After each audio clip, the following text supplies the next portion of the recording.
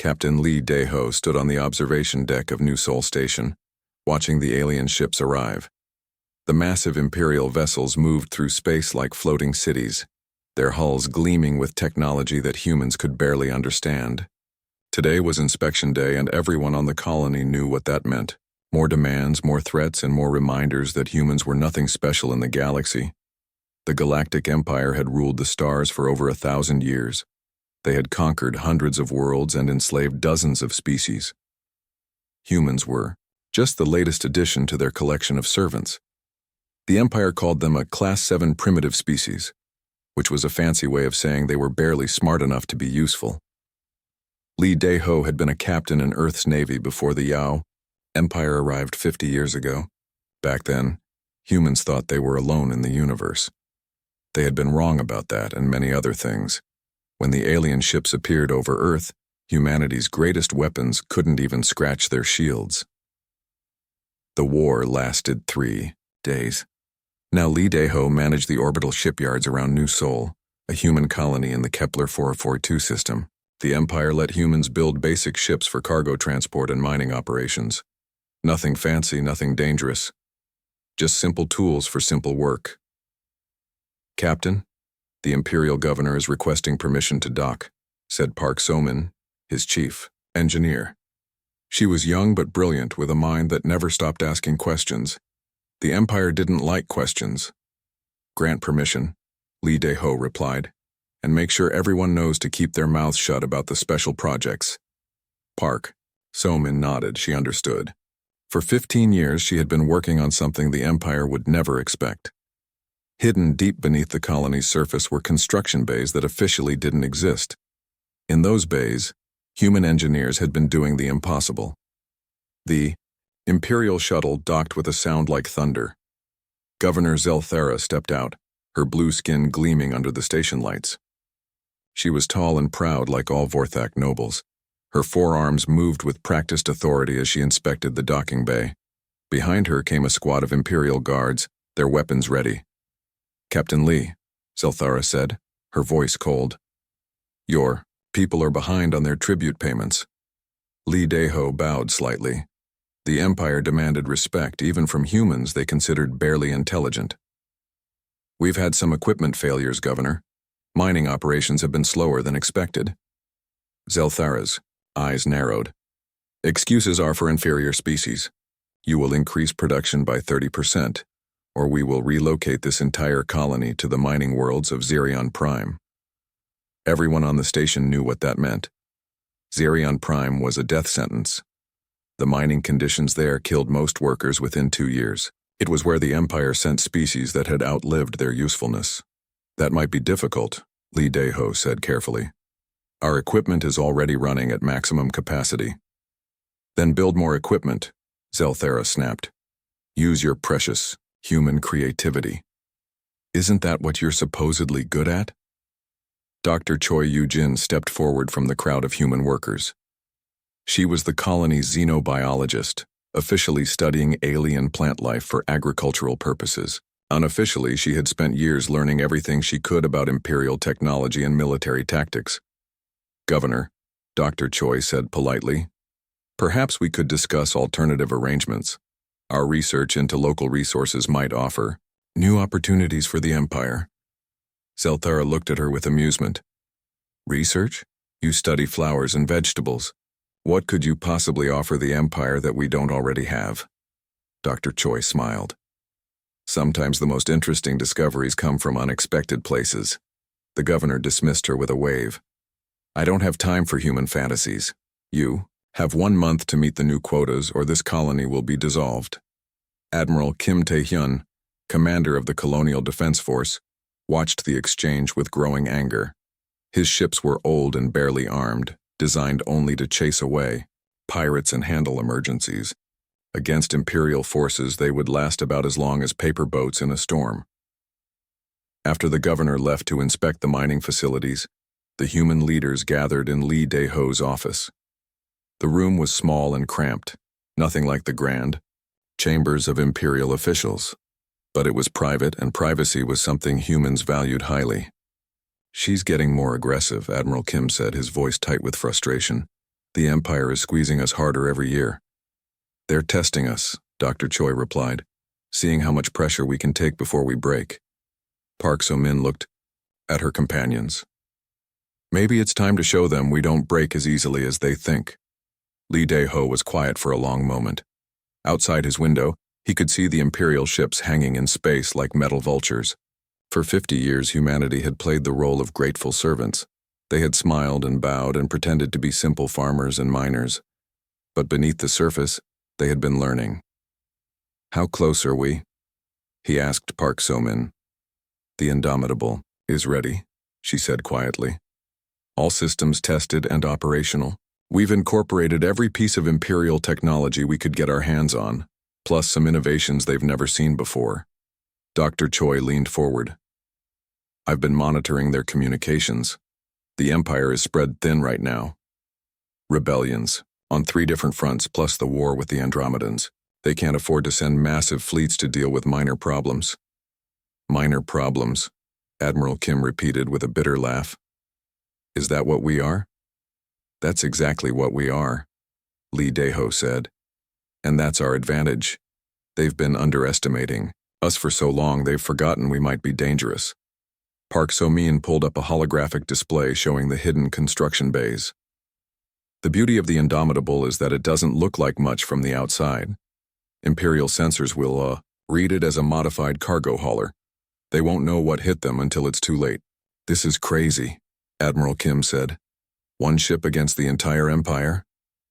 1 ship to start, Lee Dae-ho corrected. If we can prove that humans aren't as helpless as everyone thinks, other species might start getting ideas.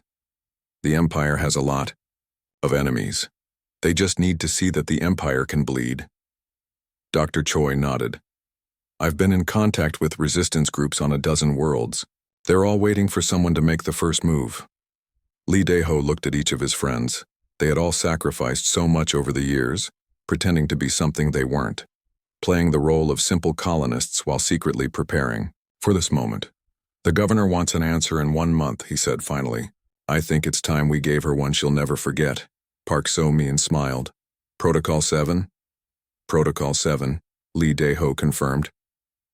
Outside, the Imperial ships continued their patrol, confident in their superiority. They had no idea that beneath their feet in the hidden depths of New Seoul, something impossible was waiting to rise. The elevator descended for what felt like forever. Park So-min watched the numbers climb as they went deeper beneath New Seoul's surface. Level 50, level 100, level 150. Most colonists didn't even know these depths existed. First time seeing her? Park So-min asked Admiral Kim Tae-hyun as they rode down together. The Admiral nodded.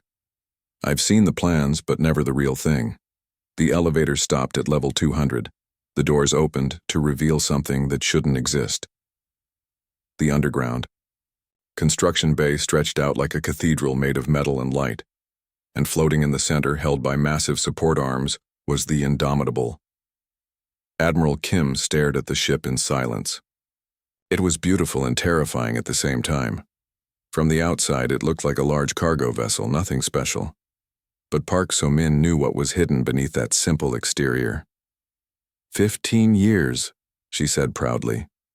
15 years of stealing, Imperial technology, studying their designs and figuring out how to do things they said were impossible. Captain Lee Dae-ho was already waiting for them on the observation platform. Dr. Choi Yu-jin stood beside him, holding a data tablet filled with intelligence reports. The Empire thinks humans are too stupid to understand advanced technology, Lee Dae-ho said.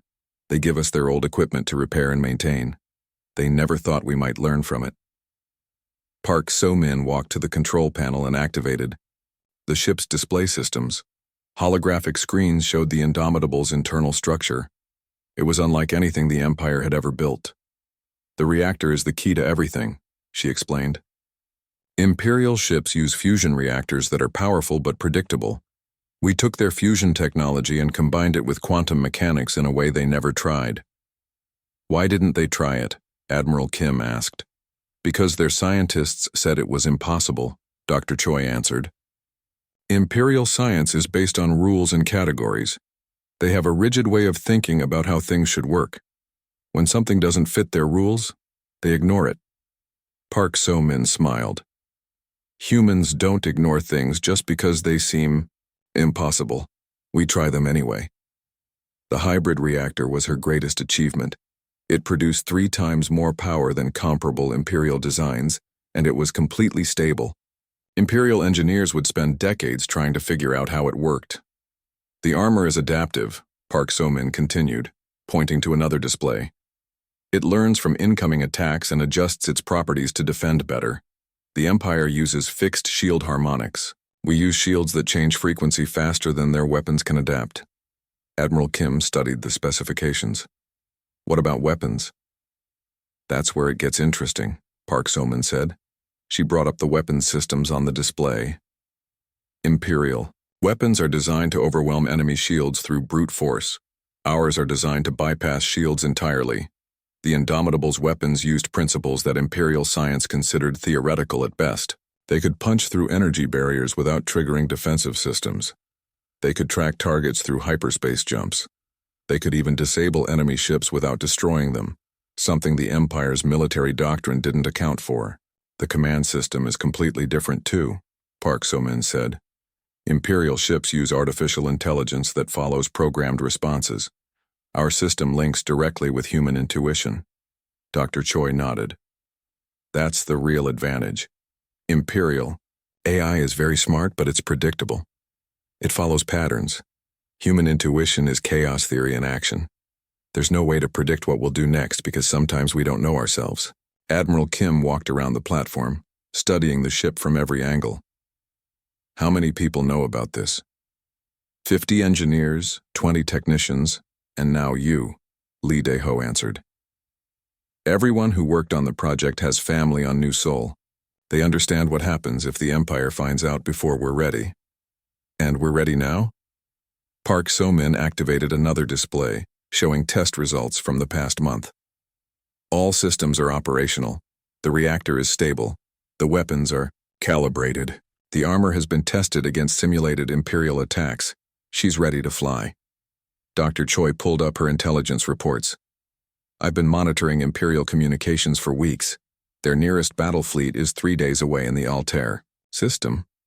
Governor Zelthara has requested reinforcements, but they won't arrive for at least a week.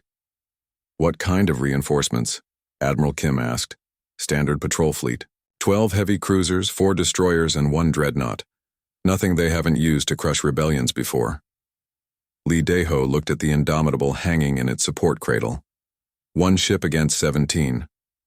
1 ship they don't know exists, Park So-min corrected. 1 ship using technology they think is impossible. 1 ship crewed by people they think are harmless. Admiral Kim was quiet for a long moment. When I was young, I dreamed of commanding a ship like this. Something that could stand up to the Empire and fight back. I never thought I'd actually see it. Dreams have a way of becoming real if you work hard enough, Dr. Choi said.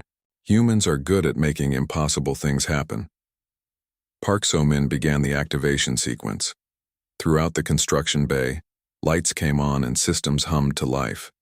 The Indomitable's engines glowed with a soft blue light that was nothing, like Imperial technology. The Empire has been watching us for 50 years, she said. They've seen us build cargo ships and mining equipment. They've never seen us build a warship. They have no tactical data on human combat capabilities. Because we've never fought back before, Admiral Kim said. Exactly. They're going to treat us like any other primitive species staging a hopeless rebellion. They'll come in confident and careless. That's when we hit them with everything we've got. Lee Dae-ho activated the communication system. Throughout New Seoul, hidden speakers came online in secure locations. The message went out to every human who is part of the conspiracy. This is Captain Lee. Protocol 7 is now active. All personnel report to your assigned stations. Today, we show the galaxy that humanity is not as helpless as we appear. The response was immediate. Engineers who had been pretending to fix simple machines began activating hidden weapon systems. Miners who had been digging for common metals started preparing the real treasures they had been stockpiling. Farmers who had been growing food crops revealed the strategic materials they had been cultivating in secret. Park So-min felt her heart racing with excitement and fear. For 15 years she had dreamed of this moment, the moment when her impossible ship would finally show the universe what human engineering could accomplish. "Admiral," she said formally, "the Indomitable is ready for launch. Will you take command?" Admiral Kim Tae-hyun looked at the ship one more time, then nodded. "It would be my honor." As they prepared to board the ship, alarms began sounding throughout New Seoul. Governor Zelthara had detected unusual energy readings and was demanding an explanation. "Let her demand," Lee Dae-ho said. "In a few minutes, she's going to get all the explanation she can handle." The Indomitable powered up for launch, her impossible engines defying everything the Empire thought they knew about human capabilities. Governor Zelthara was enjoying her morning meal when the alarm started screaming. She looked up from her imported delicacies as her aide rushed into the dining chamber, his face pale with panic. "Governor, we're detecting massive energy signatures from the human colony," the aide reported breathlessly. Zelthara set down her eating utensil with deliberate calm. "Define massive. The readings are off the scale. Our sensors are showing power output levels that should be impossible for human technology." The governor stood and walked to the viewing port. Below them, New Seoul looked the same as always. Simple buildings, basic industrial facilities, and primitive orbital platforms. Nothing that could generate the kind of energy her sensors were detecting. "It's obviously a malfunction," she said dismissively. "Human technology barely qualifies as technology at all. Run a diagnostic on the sensor array." "We already did, Governor. 3 times. The readings are accurate." Before Zelthara could respond, something began rising from the planet's surface. At first, it looked like a standard cargo hauler, the kind humans used for simple transport missions. But as it climbed higher, the energy readings grew stronger. "What is that thing?" Zelthara demanded. Her aide checked his instruments again. "According to our database, it's a modified cargo vessel, but the power signature suggests something far more advanced." The ship continued its ascent, moving with a grace that seemed impossible for human engineering. Its hull was smooth and unremarkable, but there was something about the way it moved through space that made Zelthara uncomfortable. "Hail them," she ordered. The communication screen activated, showing the bridge of the mysterious vessel. A human, male in a simple uniform, looked back at her. His expression was calm, almost peaceful. "This is Admiral Kim Tae-hyun of the Human Colonial Defense Force," the man said. "Governor Zelthara, you are ordered to withdraw your forces from New Seoul space immediately."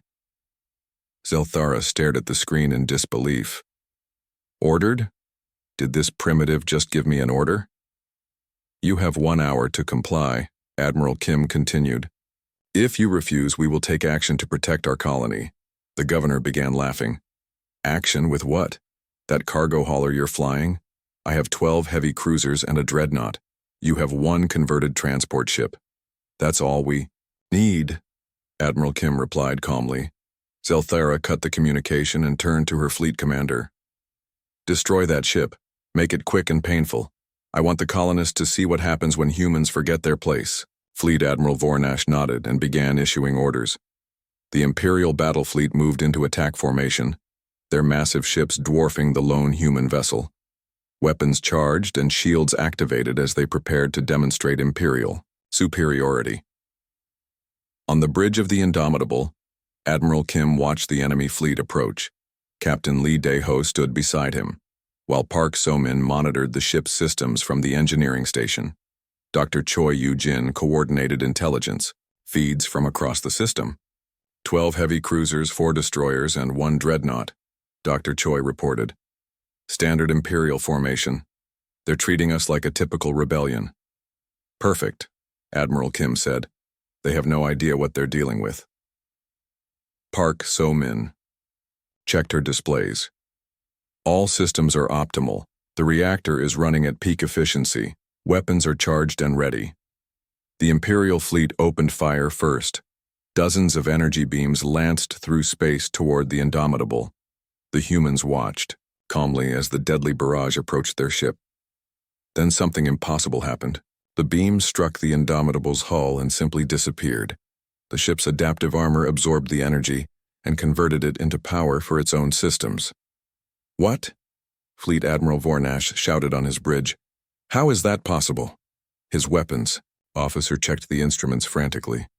Sir, their armor is adapting to our attack frequencies. It's learning from our weapons and adjusting its defenses. Before Vornash could respond, the Indomitable fired back. A single beam of energy shot out from the human ship and struck the Imperial cruiser Domination. The beam passed through the cruiser's shields like they weren't even there and disabled its main reactor. The massive warship went dark and began drifting helplessly through space. Impossible, Zelthara whispered from her command ship. That's impossible. But the Indomitable wasn't finished. It moved with impossible speed, dodging between the Imperial ships like a dancer. Every time it fired, another enemy vessel was disabled. The humans weren't trying to destroy the Imperial ships, just neutralize them. Admiral Kim stood calmly on his bridge, his hands clasped behind his back. Target their weapons and engines only. No need to kill anyone if we can avoid. Park Somin smiled as she worked her controls. Their tactical computers can't keep up with our movement patterns. They're programmed to fight opponents who follow standard combat doctrine. And we don't follow any doctrine at all, Captain Lee added. Dr. Choi monitored the enemy communications. They're panicking. I'm hearing reports of impossible human, technology, and unknown weapon systems on all channels. The battle continued for exactly 17 minutes. When it ended, 11 Imperial ships were drifting powerless through space. Only the Dreadnought remained operational, its captain too shocked to continue fighting. Admiral Kim opened a communication channel to the Imperial flagship. Fleet Admiral Vornash appeared on screen, his face pale and his hands shaking. This is impossible, Vornash said. Your species is primitive, your technology is centuries behind ours. How are you doing this? You made the same mistake the Empire always makes, Admiral Kim replied calmly. You assumed that primitive meant helpless. You forgot that sometimes the best way to solve a problem is to ignore the rules that say it can't be solved. Governor. Zelthara pushed her way onto the Dreadnought's bridge. Her forearms were trembling with rage and fear. What do you want? She demanded. We want you to leave, Admiral Kim said simply. Take your ships and go. Tell the Empire that New Sol is under human protection now. The Empire will never accept this, Zelthara snarled. We will send 100 fleets to destroy you. That's your choice, Admiral Kim replied. But before you do, ask yourself this question. If one human ship can defeat your entire battle fleet, what do you think will happen when we build more ships? The communication ended, leaving the Imperial forces to contemplate their defeat. Throughout the system, human colonists watched in amazement as their defenders had done the impossible. Park So-min looked at her readings with satisfaction. All systems still optimal. We could fight another battle right now if we needed to. Captain, Lee Dae-ho activated the colony-wide communication system. Citizens of New Sol, this is Captain Lee. Today we proved that humanity will never again bow to those who would enslave us. Today we showed the galaxy that humans are not as helpless as we appear. As the Imperial ships limped away from New Sol, emergency communications flooded the hyperspace networks. The impossible had happened. A primitive human colony had defeated an Imperial battle fleet. Across the galaxy, in hidden resistance cells and subjugated worlds, the message began to spread. Impossible, that's a human warship. The age of human submission was over. The age of human defiance had begun. The news spread across the galaxy faster than Imperial forces could contain it. In the underground markets of Rigel 7, alien traders whispered about humans who had defeated an entire Imperial fleet. On the slave worlds of the Outer Rim, workers passed secret messages about a species that had finally fought back and won. Dr. Choi Yu-jin sat in her laboratory on New Sol, monitoring communication channels across dozens of star systems. Her screen showed a flood of encrypted messages, all asking the same question. Was it true? Had humans really defeated the Empire? Captain Lee, you need to see this, she called out. Captain Lee Dae-ho entered the lab, followed by Admiral Kim Tae-hyun and Engineer Park So-min. The victory against Governor Zelthera's fleet had been only 3 days ago, but already the consequences were spreading throughout the galaxy. "Look at these intercepts," Dr. Choi said, pointing to her displays. "The Zephyrian Collective is mobilizing their hidden fleets. The Altarian Republic is recalling their ambassadors from Imperial worlds. Even the peaceful Dendrites are starting to ask questions about their tribute payments." Admiral Kim studied the reports. "How bad is it for the Empire?" "Very bad," Dr. Choi replied. 300 years of conquered species are suddenly remembering that they used to be free. Our victory showed them that the Empire can be beaten." Park So-min looked worried. "That means they'll send everything they have to crush us before this spreads further." "Already happening," Dr. Choi confirmed. She brought up long-range sensor data showing massive fleet movements throughout Imperial space. Grand Admiral Thekvar is assembling the largest battle fleet in Imperial history. 500 ships, including their newest dreadnoughts. Captain Lee felt his stomach drop. 500 ships? They're pulling vessels from every sector. Border, defense fleets, patrol squadrons, even ships from the Imperial core worlds. They're taking this very seriously. Admiral Kim paced around the lab. 1 ship against 500. Even the Indomitable can't handle those odds. "Who said anything about 1 ship?" Park So-min asked with a mysterious smile. The others turned to look at her. She activated a new display showing construction data from across human space. Hidden shipyards that had been building in secret for years.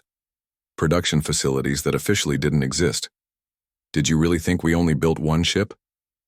Park So-min asked. "The Indomitable was the prototype. We've been mass-producing her design for the past 5 years." The display showed 27 completed vessels hidden throughout the system. Each one was a refined version of the Indomitable, incorporating lessons learned from the original design. They had been disguised as mining stations, cargo depots, and communication relays. 28 ships, Admiral Kim said quietly. "Still not enough against 500. "Maybe not," Captain Lee agreed, "but it's enough to make them pay for every inch of space. And more importantly, it's enough to inspire others." Dr. Choi brought up another set of displays. "I've been in contact with resistance groups on 47 worlds.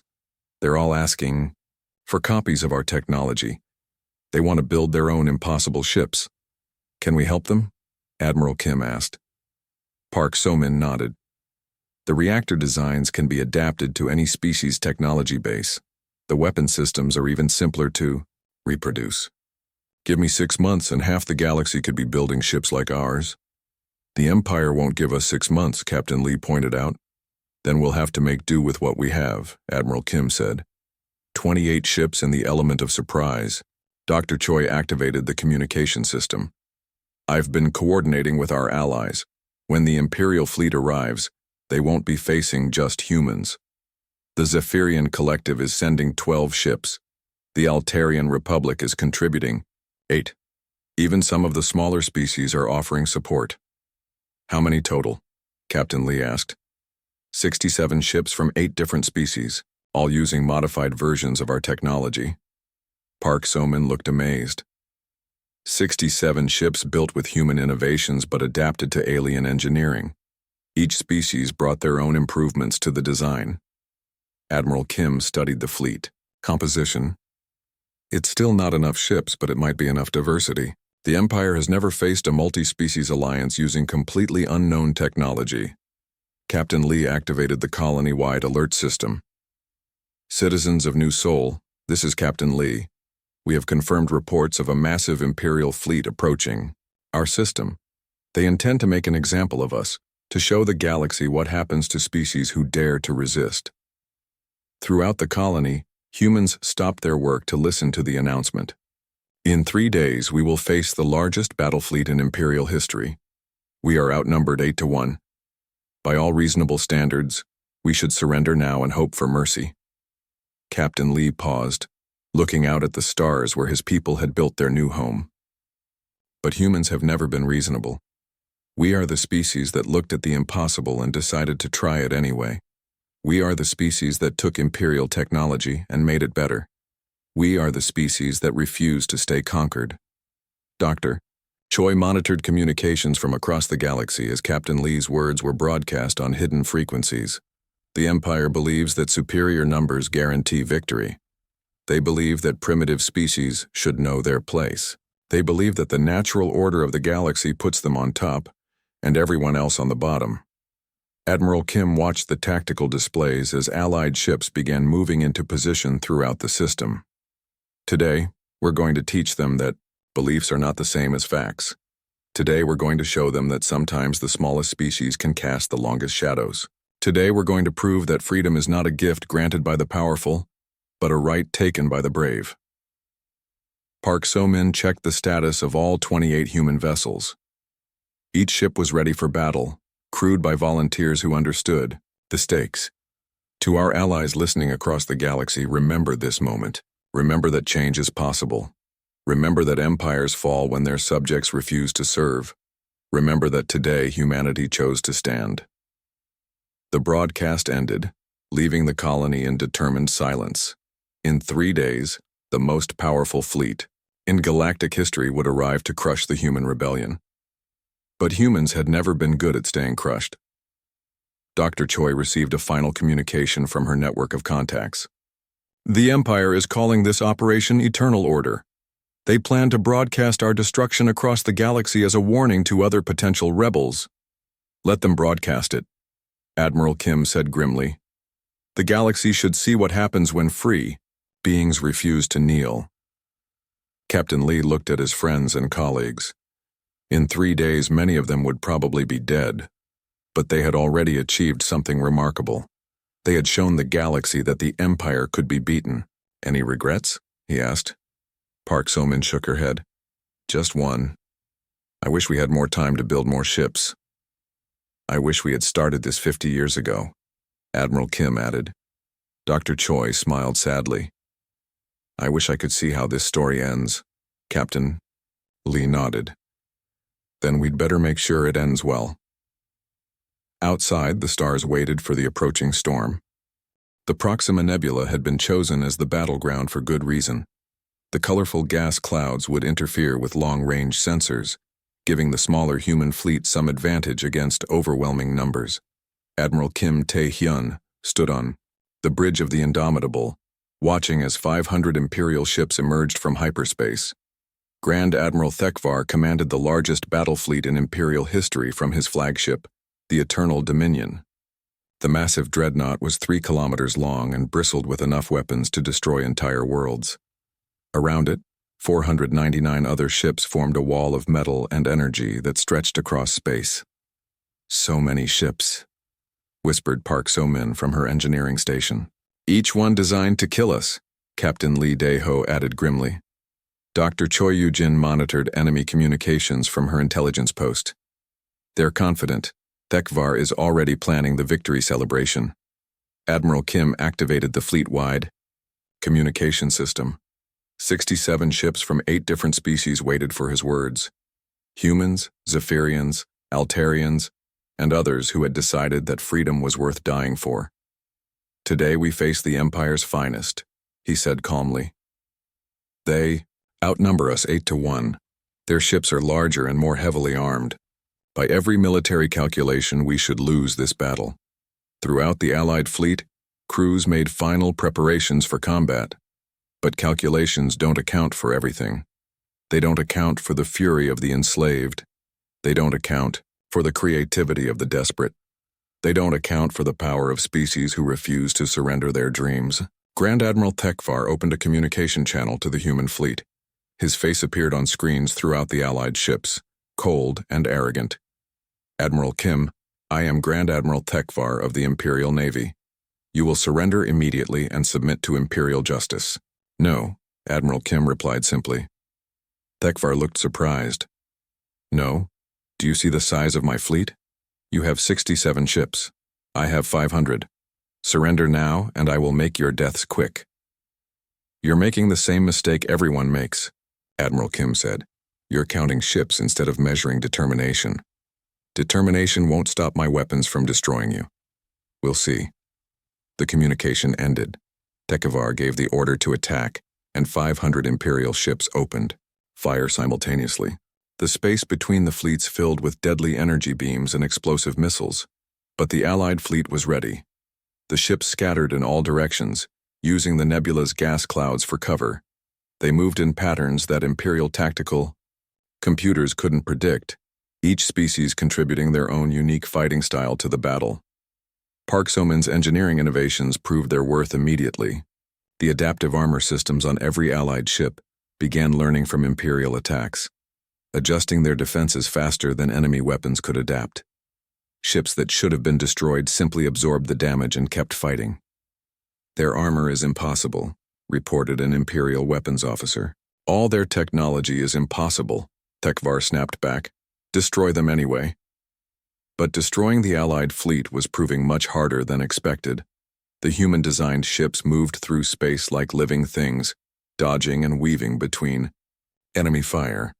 When they shot back, their weapons bypassed Imperial shields completely. Captain Lee Dae-ho coordinated with resistance cells throughout the galaxy. All cells, this is New Sol. Execute Plan Freedom now.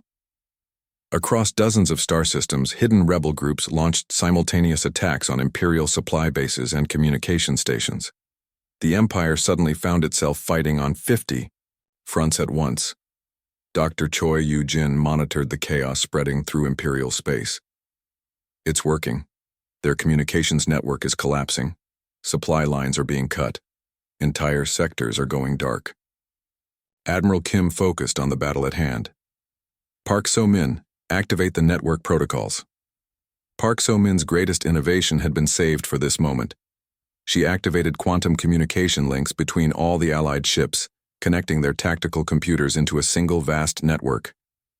Suddenly, 67 ships began fighting as one mind. The effect was immediate and devastating.